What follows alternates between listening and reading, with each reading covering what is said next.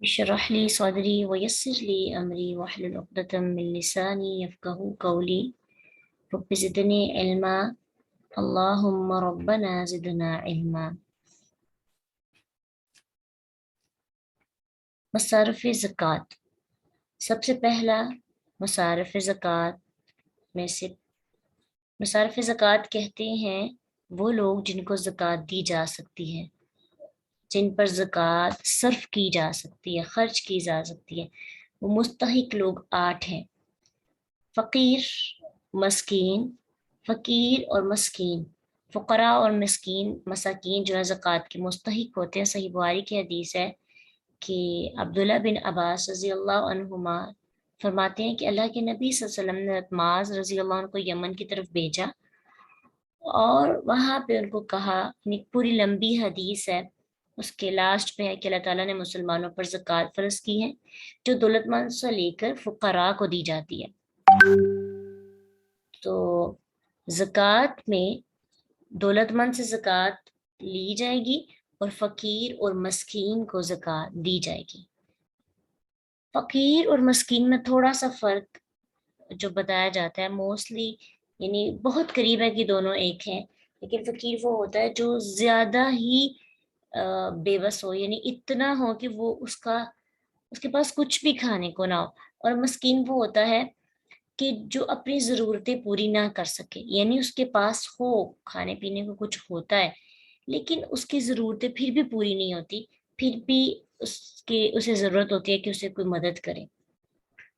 तो वो जो हो बहुत ज़्यादा गरीब हो, जिसके पास कुछ भी ना हो खाने का, उसको भी ज़कात दी जा सकती है। और जिसके पास खाने को तो कुछ हो, खा पी ले, लेकिन उसकी ज़रूरियात पूरी ना होती हों, उसको फिर मस्कीन कहेंगे। मस्कीन का मतलब मस्कन से है ना, तो मस्कन कहते हैं ठहर जाने को, यानी वो ठहर गया हो, आगे बढ़कर अपनी ज़रूरतें पूरी ना कर पा रहा हो। उसके बाद है आमलीन ज़कात। ये वो लोग होते हैं जो ज़कात, यानी जैसे अल्लाह के रसूल सल्लल्लाहु अलैहि वसल्लम के दौर में ज़कात लोग खुद नहीं देते थे, बल्कि प्रॉपर ड्यूटीज लगी होती थी।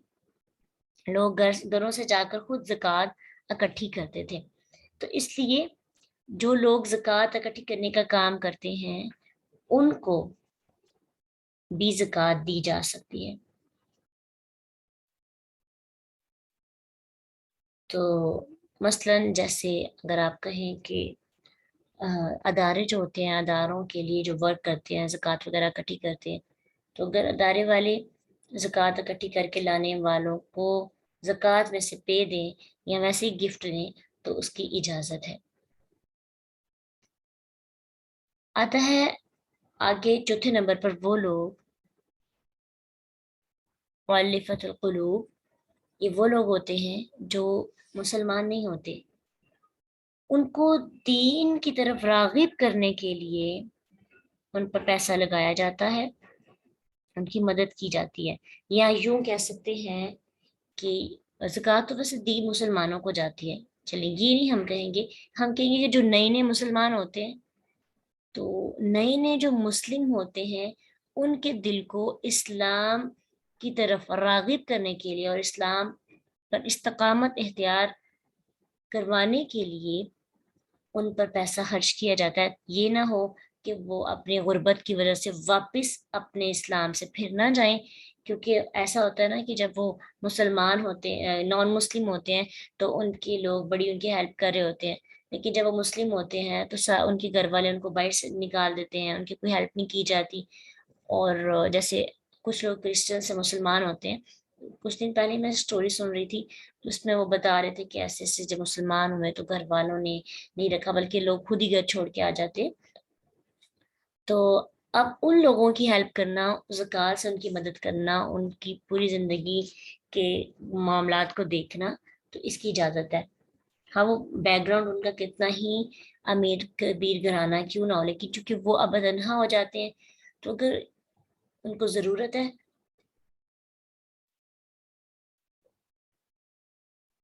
ज़कात के पैसों से उनकी मदद की जा सकती है ताकि वो इस्लाम पर पुख्ता रहे। फिर इसके अलावा गारिमीन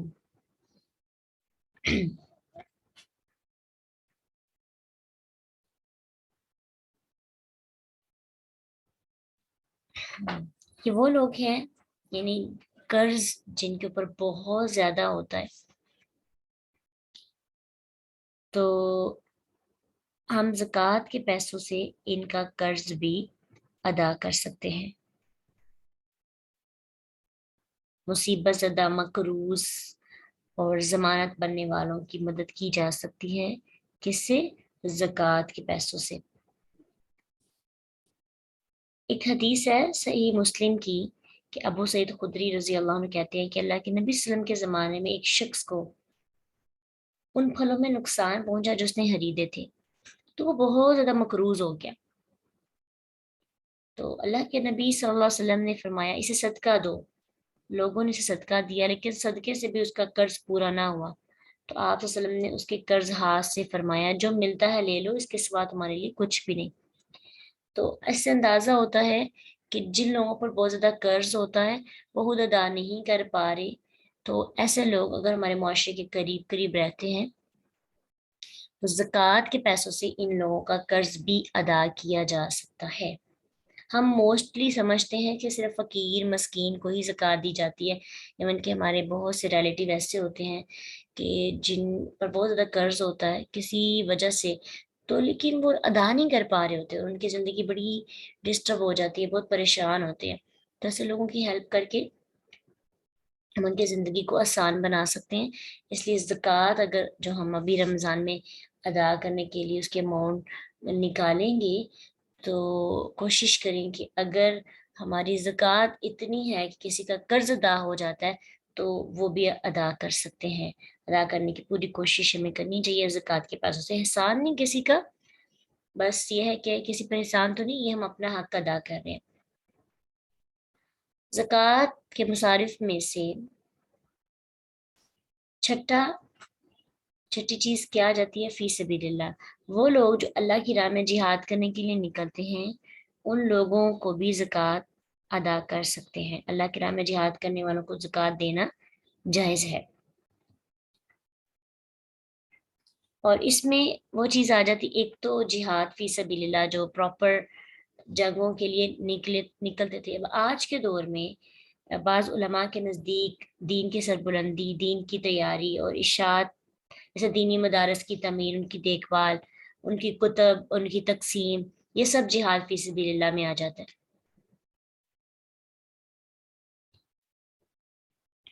اسی لیے تو جو مدارس ہوتے ہیں اس ادارے، ان کو زکوٰۃ ادا کرنا جائز ہے کیونکہ وہ جہاد فی سبیل اللہ کے انڈر آ جاتے ہیں۔ اس کے بعد جہاد فی سبیل اللہ کی جمع شدہ جو رقم ہوتی ہے نا اس پر زکوٰۃ نہیں ہے۔ مثلاً ایک ادارہ ہے، وہ پورا سال پیسے اکٹھے کرتا رہتا ہے زکوٰۃ کے پیسوں سے، وہ پھر اس نے ادارے نے چلنا ہوتا ہے، اس کے اوپر انتظامات جتنے بھی ہوتے ہیں وہ سارے زکوٰۃ کے پیسوں سے ادا کرتے ہیں، ویسے بھی اماؤنٹ اکٹھی ہوتی ہے۔ اب ان کی اماؤنٹ پر زکوٰۃ نہیں ہوگی، ٹھیک ہے، وہ خود ہی زکوٰۃ اور صدقات کی وجہ سے جو ہے اس کے انتظامات پورے ہو رہے ہیں، اس وجہ سے اس پر زکوٰۃ نہیں ہوگی، لیکن اداروں کو زکوٰۃ دی جا سکتی ہے۔ وہ لوگ جو دین کی اشاعت کا کام کرتے ہیں، فی سبیل اللہ کام کر رہے ہیں، ان کو زکوٰۃ دی جا سکتی ہے۔ پھر اس کے بعد ابن سبیل کہتے ہیں مسافر۔ سفر میں مسافر کو زکوٰۃ دینے کی اجازت ہے، ہاں وہ اپنے گھر میں بہت زیادہ مالدار کیوں نہ ہو۔ پہلے وقتوں کے اندر تو اس کی چلیں زیادہ ضرورت پڑتی تھی، لیکن آج تو انسان اس چیز کی ٹینشن ختم ہی ہوگی کہ رستے کے اندر اگر ہمارے پاس پیسے ختم ہو جائیں ہم کال کر کے پیسے منگوا سکتے ہیں۔ پہلے دور کے اندر ایسا نہیں ہوتا تھا، اس لیے چونکہ دوسرے علاقے سے کسی دوسرے علاقے میں جاتے تھے اور پھر پیسے ختم ہو جاتے اور پھر رہنے کی جگہ بھی نہ ہوتی، تو اس دوران اگر ہمیں کوئی مسافر ملتا تو کہا گیا کہ اس کو بھی زکوٰۃ دی جا سکتی ہے تاکہ وہ اپنی زیادہ راہ لے لے اپنے سفر کو پورا کرنے کے لیے۔ پھر رقاب، گردن چھڑانے میں اگر کوئی قید ہے تو اگر کسی قیدی کو رہا کرنا ہو تو اس کی رہائی کے لیے بھی زکوٰۃ ادا کی جا سکتی ہے، غلاموں کی آزادی یا قیدیوں کی رہائی کے لیے۔ حدیث میں آتا ہے کہ ایک آدمی اللہ کے نبی صلی اللہ علیہ وسلم کے پاس آیا، کہنے لگا مجھے کوئی ایسا عمل بتائیں جو مجھے جنت سے قریب کر دے، دوزخ سے دور کر دے۔ آپ صلی اللہ علیہ وسلم نے فرمایا جان کو آزاد کرو اور غلام کو نجات دلاؤ۔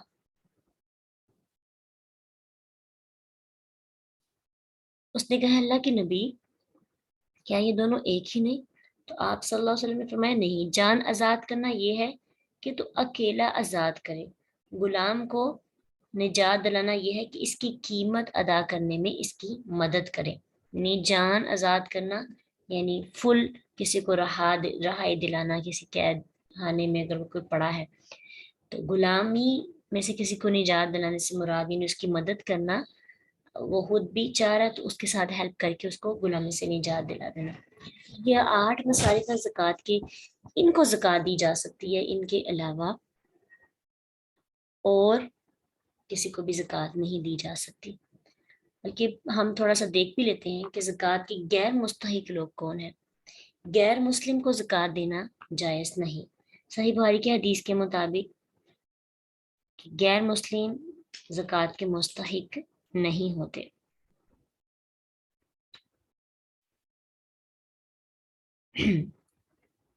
ابن عباس رضی اللہ عنہما کہتے ہیں کہ نبی صلی اللہ علیہ وسلم نے حضرت معاذ رضی اللہ عنہ کو یمن کی طرف بھیجا تو کہا لوگوں کو بتانا کہ اللہ تعالیٰ نے مسلمانوں کے مالوں میں صدقہ فرض کیا ہے، جو مسلمانوں کے ہی مالدار لوگوں سے لیا جائے گا اور ان کے ہی فقیروں کو دیا جائے گا۔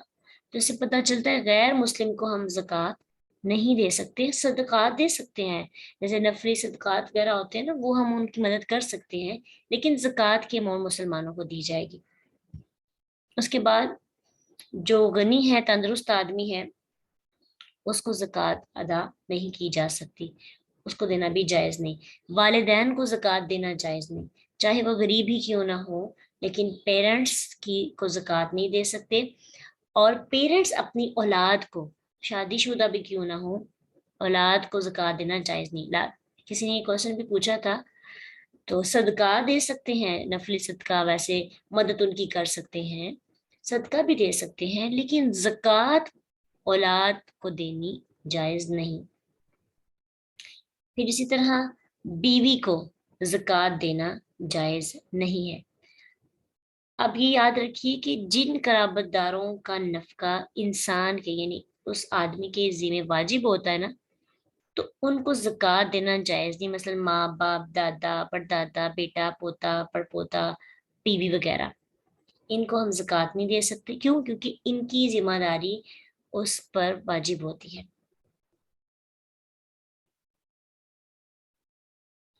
اگر یہ مستحق ہیں تو ان کی مدد کر سکتے ہیں، ویسے ہیلپ کریں، لیکن زکوٰۃ کے مستحق لوگ جو ہیں ان کو زکوٰۃ دینی چاہیے۔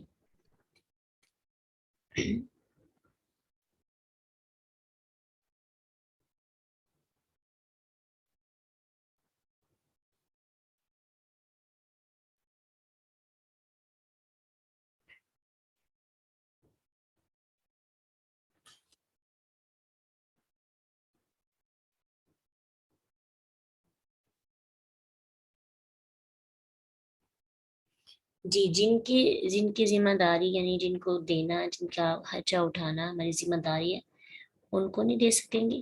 تو اس کے علاوہ جو ہمارے ریلیٹیوز ہوتے ہیں ان کو زکوٰۃ ہم ادا کر سکتے ہیں۔